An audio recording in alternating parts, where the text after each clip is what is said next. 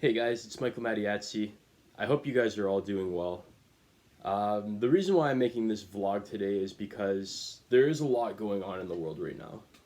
So obviously we've got the pandemic going on with the COVID-19, and more recently, all the riots that are erupting out in the United States due to racism, the whole George Floyd situation in Minneapolis, and I kind of wanted to just post a video to kind of encourage a message that I've already continuously spread on all my previous videos, and that is the concept of just loving others and being kind to others.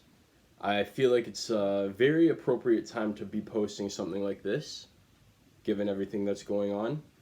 Um, Giving like my background, I cannot say I experienced any form of racism growing up.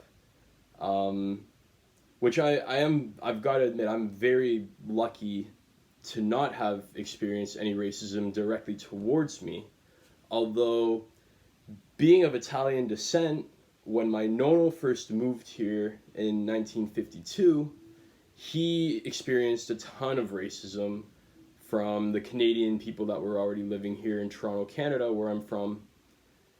And later on, when my dad was born in 1959, he also experienced a lot of racism growing up in a school system that wasn't necessarily as multicultural as it is today in Toronto, Canada.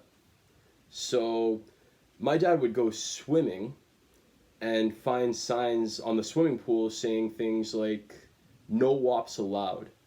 That word being basically the N word for Italians. I'm sure a lot of Italian Canadian immigrants can relate and have heard that word before, unfortunately.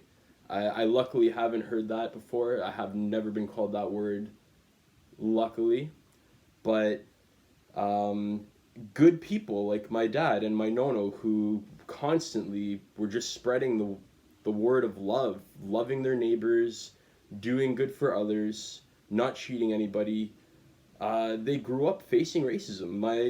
My nono had death threats at one point. One day he was actually walking home from work and he got tripped by barbed wire. So um, it unfortunately happens to good people. Um, I growing up in Toronto, I have to say I'm very fortunate and blessed because although I'm telling you these stories that happened to my dad, it since has become a very multicultural city, and I went to school with kids of all different races from all over the world, and my parents luckily also conditioned me not to be racist. So I'll give you an example. My best friend is Pakistani, and I'm of Italian background, but when we met each other in grade 3 and we started playing Pokemon cards and exchanging Pokemon cards, going to each other's houses to play video games and stuff like that, our races weren't even on our mind. They they were totally something that we just ignored. We didn't even have to think about them because we weren't taught to do so. We were always just taught from our parents that good people are good people. It doesn't matter about your skin color, where in the world you're from, um, etc. So yeah, we're still good friends. We're best friends still to this day, and a lot of it is because of the way we were raised. And so going back to my point is people aren't born racist. A lot of people have already heard this before from other coaches around the world.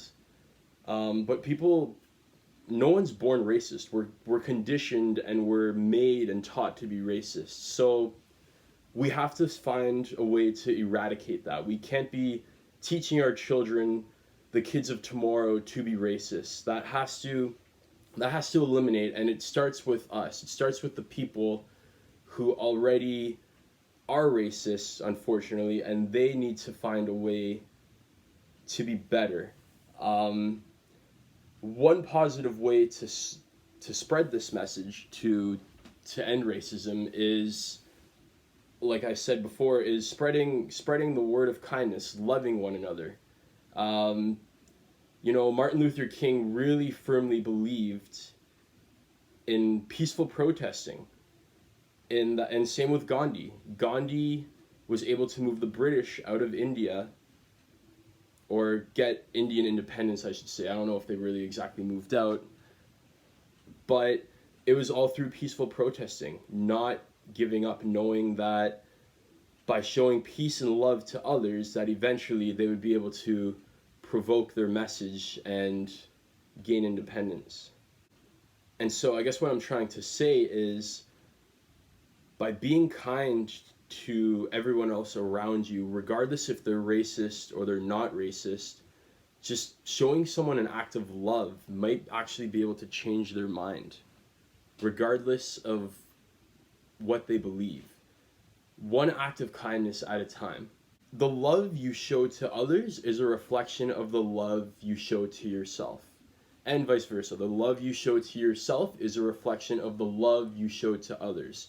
So, what I'm going to ask you to do today is do an act of kindness, do an act of love, whether it's to yourself or to someone else, and you'll notice right away that your mood elevates. As soon as you do something nice for yourself, you'll notice you'll want to do something nice for someone else in return. As soon as you do something nice for someone else in return, maybe you'll feel extremely good about it inside and feel a little bit of an abundance. So that's my message for today. Spread love, be kind to each other, and spread the peace. We all need everyone right now. Your voice will be heard. We need you.